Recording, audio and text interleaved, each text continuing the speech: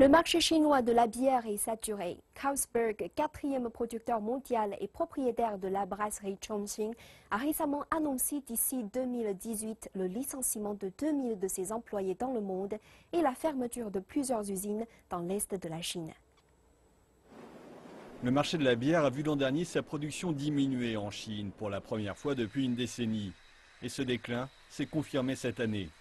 Tsingtao a par exemple enregistré un recul de 5,5% de son chiffre d'affaires au cours des 3 premiers mois de l'année.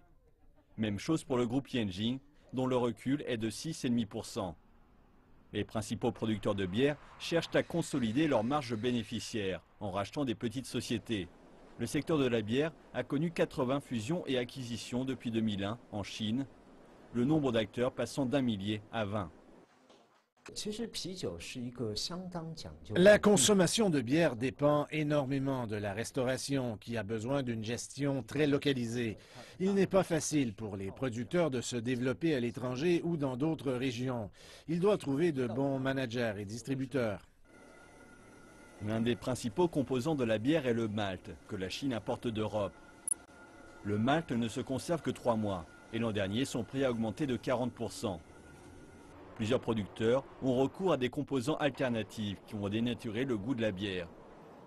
Et les jeunes consommateurs se tournent vers d'autres boissons alcoolisées, telles que les cocktails prémixés. La jeune génération de consommateurs ne se satisfait plus de la bière pression. Elle a ses marques et goûts préférés. Je peux dire qu'environ 75% de la bière produite en Chine est désormais plus légère au niveau du goût, car les producteurs réduisent leurs coûts.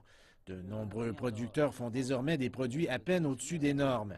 Ils n'utilisent pas 100% de malt, mais aussi du riz et du maïs pour réduire les coûts. Selon l'association chinoise des boissons alcoolisées, les 5 principaux producteurs de Chine, Snow, Tsingtao, AB, Yanjing et Carlsberg, totalisent 80% du marché. Mais la tendance aux fusions et acquisitions ne serait désormais plus soutenable en raison de la saturation du marché. Un Chinois consomme en moyenne 34 litres de bière chaque année, soit un peu plus que la moyenne mondiale, 33 litres. La consommation totale de bière a atteint un pic. L'avenir est à la stabilisation de ce pic et à la prévention de chutes substantielles. Au final, ce que les producteurs doivent faire est d'améliorer leurs produits pour offrir une meilleure expérience aux consommateurs. C'est la clé du succès. L'an dernier, la Chine a vendu 50 milliards de litres de bière, soit 26% du total mondial. On estime à 8% la diminution du chiffre d'affaires du marché chinois de la bière d'ici la fin de l'année.